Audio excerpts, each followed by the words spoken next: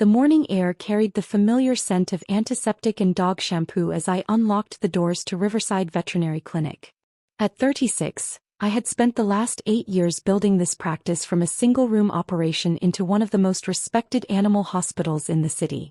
The walls were lined with certificates, board certifications in veterinary surgery, advanced training in exotic animal medicine, and awards from the American Veterinary Medical Association. But today, none of those achievements would matter to the man who was about to walk through my doors. My name is Dr. Alexandra Manning, though my clients know me simply as Dr. Alex.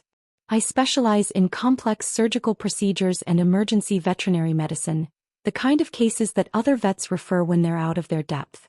This morning, I was reviewing X-rays of a German Shepherd who needed emergency spleen surgery when my receptionist Jessica knocked on my office door. "Dr. Alex, your 9:30 appointment is here. Golden Retriever with a limp, owner's seam." She paused, choosing her words carefully, intense. I looked up from the radiographs, noting the concern in Jessica's voice. In 5 years working for me, she developed an excellent radar for difficult clients. Intense how? "The husband keeps talking about how much money he makes and asking if we're qualified enough for his dog. The wife seems nice, but she keeps apologizing for him." Jessica rolled her eyes. "He's wearing a suit that probably costs more than my car." I smiled, used to dealing with wealthy clients who equated expensive veterinary care with quality. "Send them to exam room 2. I'll be right there." As I washed my hands and pulled on fresh gloves, I thought about the morning's surgery schedule. After this appointment, I had the German Shepherd's splenectomy, followed by a complex orthopedic procedure on a cat who'd fallen from a third-story window. It would be a challenging but satisfying day of saving lives and healing injuries. I pushed open the door to exam room 2 and froze. Standing beside the examination table, holding the leash of a beautiful golden retriever, was Marcus Webb. My ex-fiancé.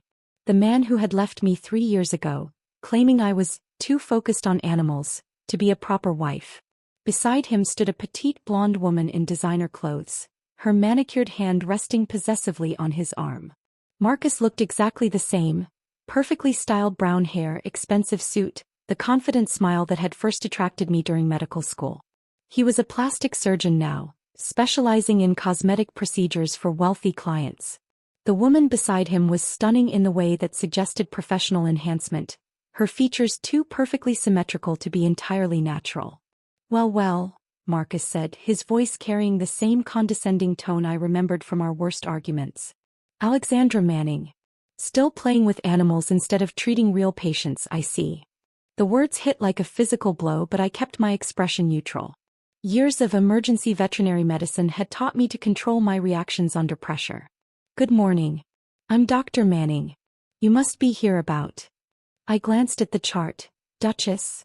The blonde woman stepped forward, her voice soft and apologetic. "I'm Vivian Webb. This is my husband, Dr. Marcus Webb. Our dog has been limping for a few days and our regular vet is out of town." I nodded professionally, kneeling down to examine the golden retriever. Duchess was a beautiful dog, clearly well cared for, with intelligent eyes and a gentle temperament. As I ran my hands along her leg, checking for signs of injury, I was acutely aware of Marcus watching me with undisguised amusement. "So this is what you chose over me," Marcus said, his voice loud enough for anyone in the hallway to hear.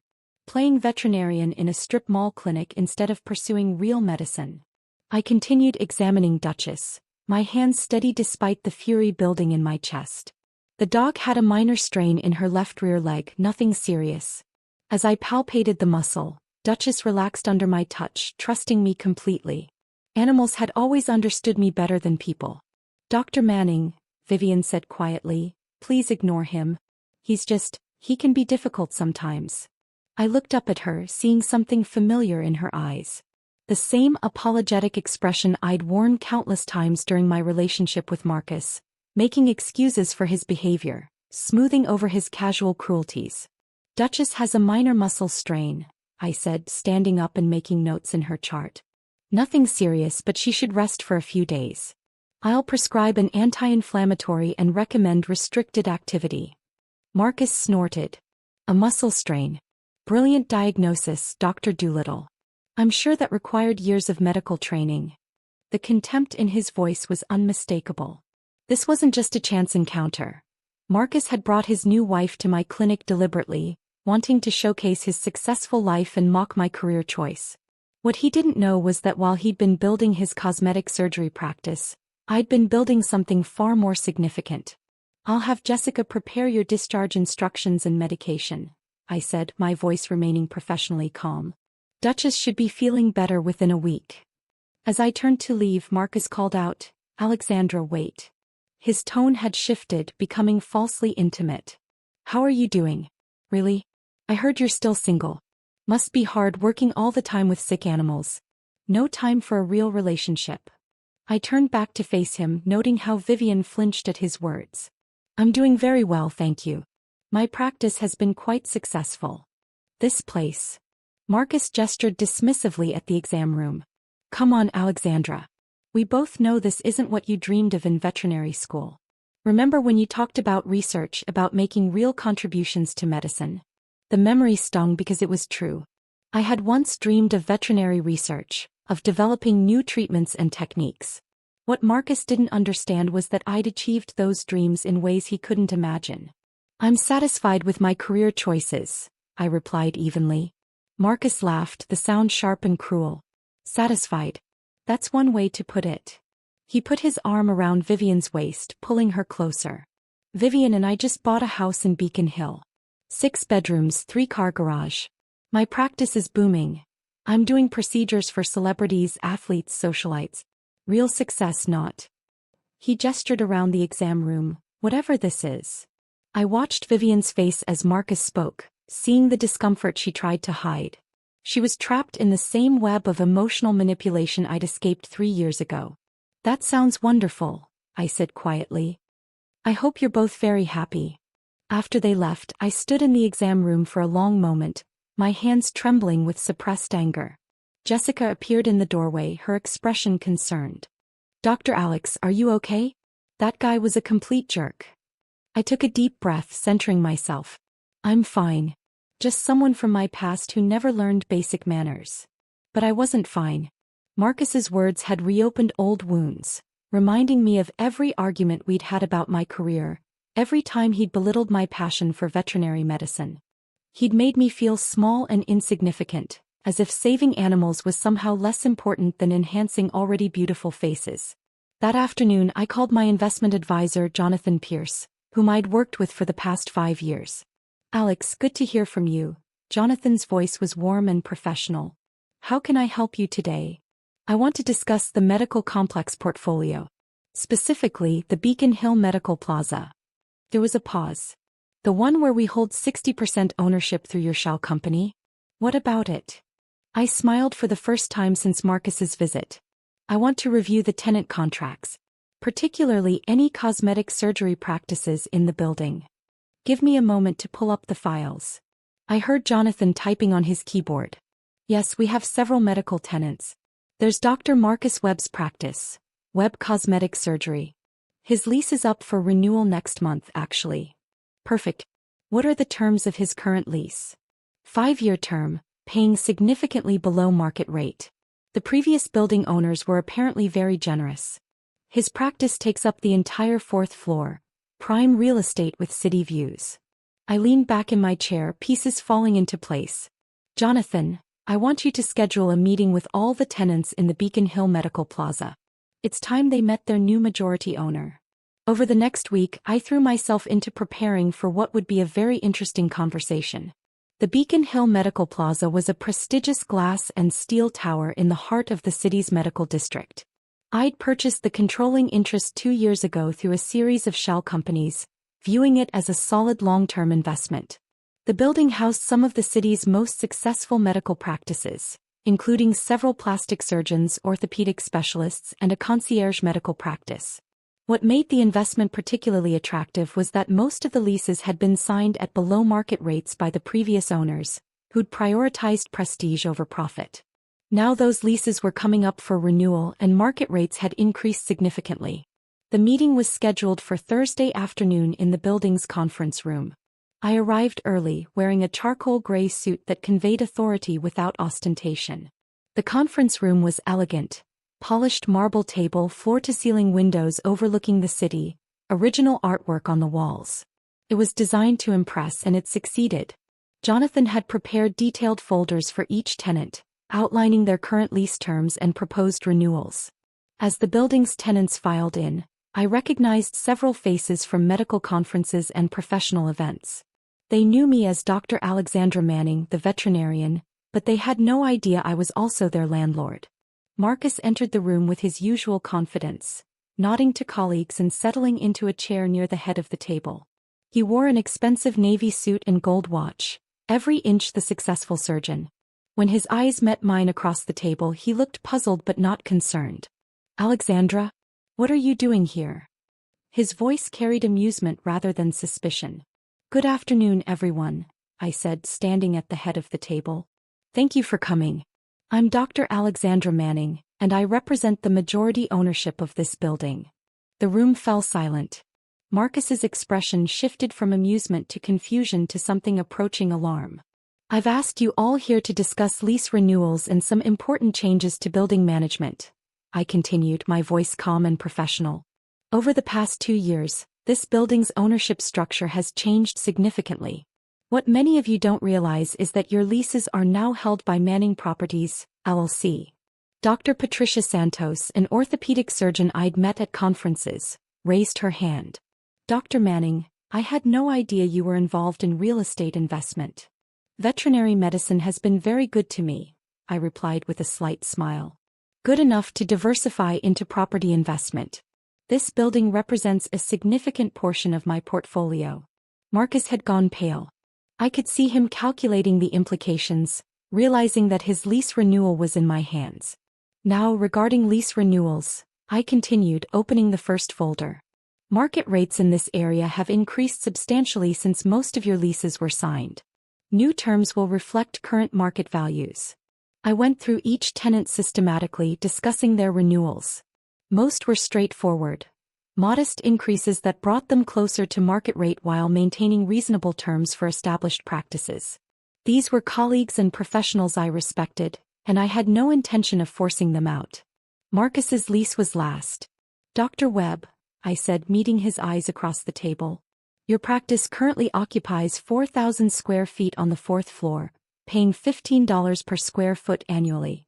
Marcus nodded, his confidence visibly shaken. "Current market rate for similar space in this building is $45 per square foot. Your lease renewal will reflect this adjustment." The room was completely silent. Marcus's face had gone white. "Alexandra, that's a 300% increase. That's unreasonable." "It's market rate," I replied calmly. "The same rate I'm offering to everyone else in the building. But my practice can't absorb that kind of increase overnight. I have employees' overhead commitments." I opened his file, reviewing the numbers Jonathan had prepared. According to public records, Webb Cosmetic Surgery generated approximately $2.8 million in revenue last year. The lease increase represents roughly $60,000 annually, about 2% of your gross revenue. Certainly manageable for such a successful practice. Marcus was floundering now, his usual arrogance replaced by desperate calculation. "Alexandra, surely we can work something out. Given our history, perhaps a more gradual increase." The other doctors in the room were watching with fascination. Several of them were hiding smiles, apparently aware of Marcus's reputation for arrogance. "Dr. Webb, I don't allow personal relationships to influence business decisions. The terms are non-negotiable." I closed his file with a decisive snap. "You have 30 days to decide whether to renew at market rate or vacate the premises." After the meeting, as the other tenants filed out discussing their renewals, Marcus lingered behind. When we were alone, his mask of professionalism finally slipped. "Alexandra, what the hell is this about?" His voice was tight with anger and panic. "Are you trying to destroy my practice out of spite?" I gathered my papers, taking my time. "Marcus, this is business. Nothing more." "Business? You're charging me 3 times what I've been paying because you're bitter about our breakup." I looked at him, then really looked at him. 3 years ago this man had made me feel worthless, convinced me that my career was somehow lesser than his. Now he was begging me for favorable lease terms. "Marcus, do you remember what you said to me the day you left?" I asked quietly. He shifted uncomfortably. Alexandra, that was years ago. We were both emotional. You said I would never amount to anything because I chose animals over people. You said I was wasting my potential on creatures that couldn't even thank me. I stood up, smoothing my suit jacket. You said I'd end up alone in some sad little clinic, playing with pets while real doctors changed the world. Marcus's face flushed. I was angry. I didn't mean. You meant every word. I picked up my briefcase, checking my watch. I have surgery in an hour. A German shepherd who was hit by a car. His family drove 3 hours to bring him to me because I'm the only veterinarian in the state who can perform the procedure he needs. I walked toward the door, then paused. Oh, and Marcus? I'm not bitter about our breakup. I'm grateful for it. You taught me something valuable about recognizing people's true character. Over the next 2 weeks, the consequences of that meeting rippled through Marcus's world.